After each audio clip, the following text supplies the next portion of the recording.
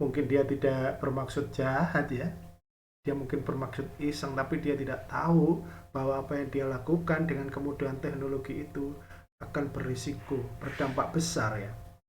Ancaman pidana maksimal 12 tahun.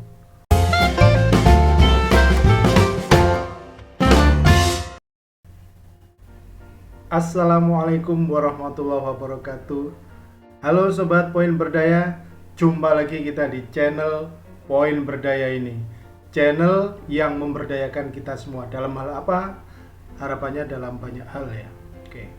Oke Sobat, eh, saya ingin menyampaikan terlebih dahulu bahwa seiring berkembangnya channel ini memiliki 3 segmentasi utama dan nantinya masih bisa berkembang tentunya ya.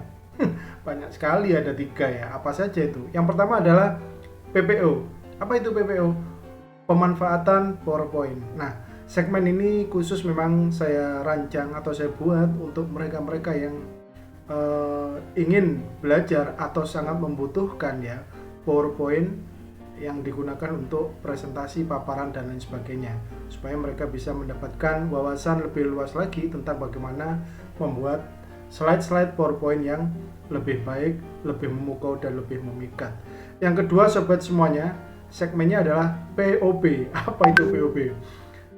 Podcast orang biasa ya. Sesuai judulnya ya, podcast orang biasa, maka tamu-tamu saya, narasumber saya adalah orang-orang biasa, atau paling tidak mereka harus mau saya sebut sebagai orang biasa. Walaupun orang biasa, saya berharap orang-orang ini bisa menginspirasi orang lain ya, karena mereka tamu-tamu saya bakalan orang-orang yang berpotensi, tentu saja di bidangnya masing-masing ya.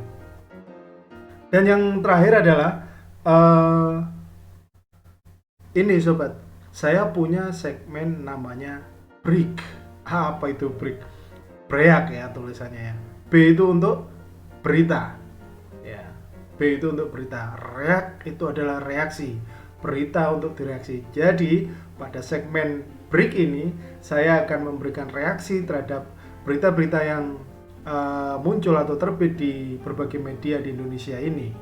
Tetapi saya akan mereaksi berita-berita dengan kemampuan otak dan pikiran saya sendiri ya. Saya tidak seperti orang hebat di luar sana. Saya hanya memberikan reaksi terhadap berita-berita yang ringan dan menarik dan berkaitan dengan kepentingan orang banyak ya. Maka saya akan mereaksi berita-berita yang seperti itu saja, bukan berita yang berat-berat. Saya tidak sanggup Sobat semuanya. Oke Sobat, pada video kita kali ini segmentasinya adalah break ya. Jadi itu tadi perkenalan tentang segmentasi yang ada di channel Poin Berdaya. Untuk selanjutnya, pada video-video berikutnya saya tidak akan memperkenalkan lagi.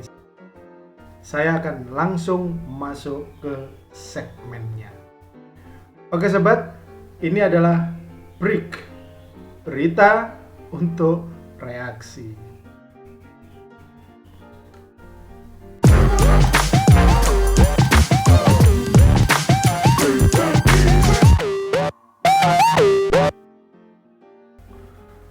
Oke Sobat, sekarang saya akan langsung masuk ke beritanya. Kemarin beritanya saya peroleh di sini. Hoax video kerusuhan di Pasar Tanjung di Radar Jember ID. Oke, langsung aja, ini beritanya Sobat. Judulnya adalah Video hoax kisruh Pasar Tanjung, polisi amankan warga Gebang. Ya, ini kita tahu ya bahwa hoax adalah berita bohong ya, atau berita-berita yang mengandung misinformasi, penyesatan dan lain-lain ya. Maka pelakunya itu pasti memiliki konsekuensi hukum, karena di tanah air kita ini kita memiliki undang-undang yang namanya Undang-Undang Informasi dan Transaksi Elektronik. Oke, kita baca beritanya. Ini adalah gambarnya. Ini saya ambil dari Radar Jember ya, Sobat.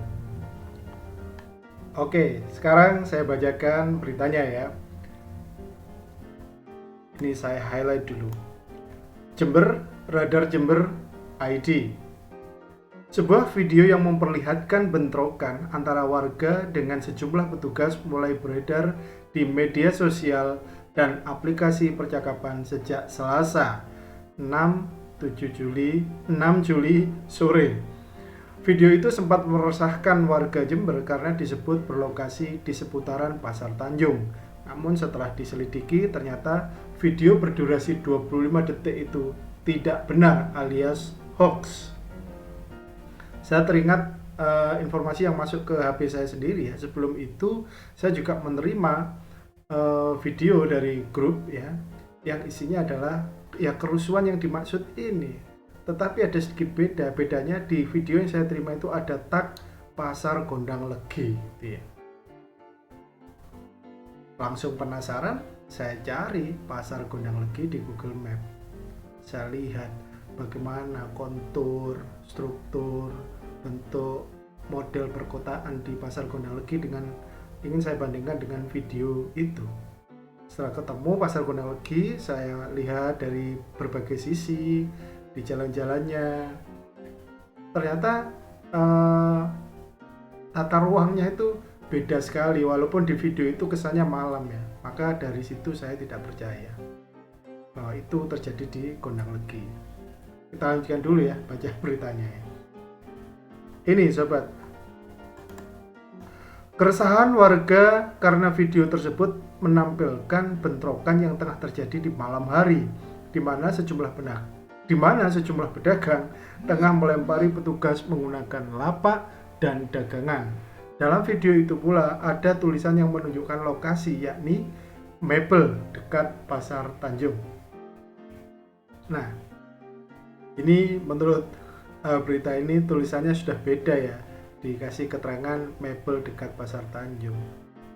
Nah, kemudian lanjutan beritanya adalah nih, kita baca sampai habis ini. Akibat menimbulkan keresahan dan video itu tidak benar, polisi lantas memanggil seorang warga yang ditengarai menyebarluaskan video tersebut hingga viral.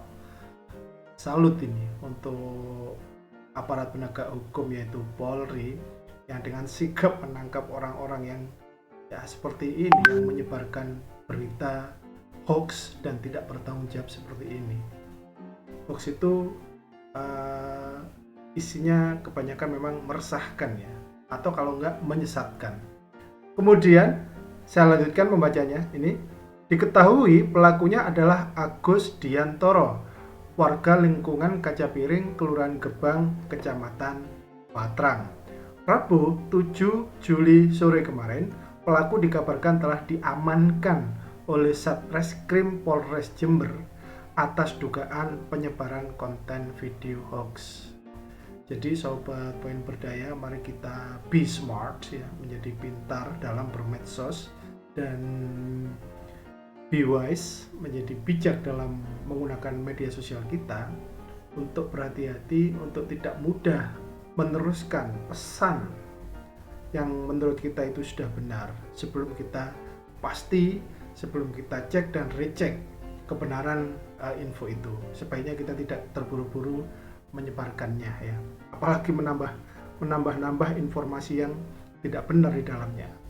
Kita lanjut dulu. Ini saya highlight ya.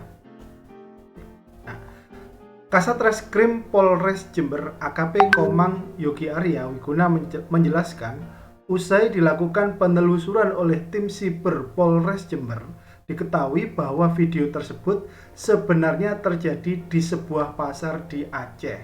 Saya ingin cerita lagi sobat tentang video yang saya terima itu ya.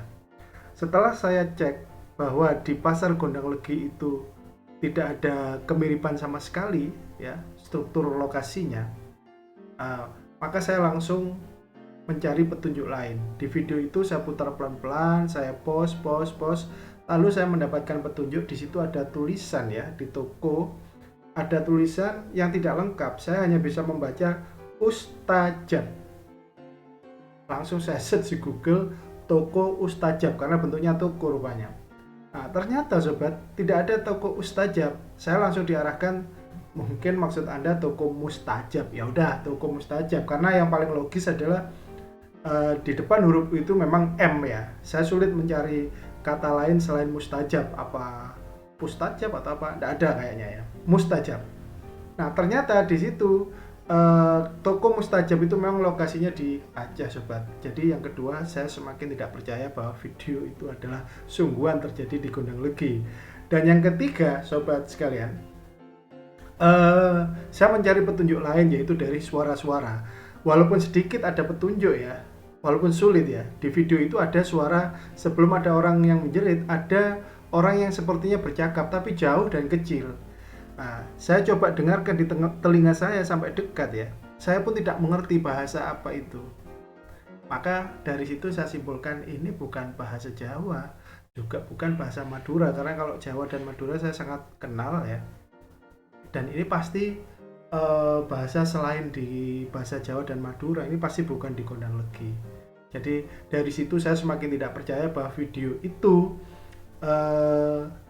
terjadi betul-betul di Gondang Legi. Kalau konten videonya memang ada peristiwa itu, tapi yang menjadikan dia sebagai hoax adalah orang yang menambahkan narasi, menambahkan tag lokasi dengan dibelokkan ke lokasi yang lain.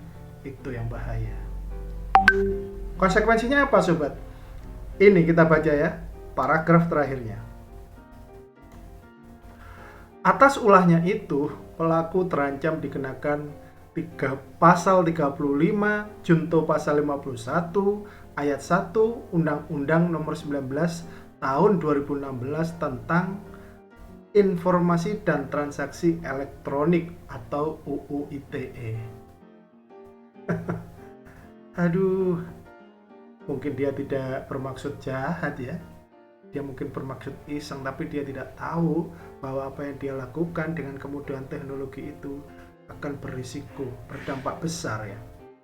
Ancaman pidana maksimal 12 tahun, kurungan penjara atau denda maksimal 12 miliar rupiah. Aduh, siapa sanggup menjalani ini sobat? Oleh karena itu sobat poin berdaya, mari kita selanjutnya untuk terus berhati-hati agar tidak sampai terjebak dalam penyebaran konten-konten hoax. Karena apa? Karena konsekuensi hukumnya sudah sangat jelas ya. Jadi janganlah kita itu masuk ke ranah hukum hanya gara-gara kita punya HP, hanya gara-gara kita bisa melakukan sesuatu. Sangat tidak bijak. Oke, demikian break ya, berita untuk reaksi di channel Poin Berdaya ya. Sampai jumpa pada reaksi-reaksi berita berikutnya. Sampai jumpa.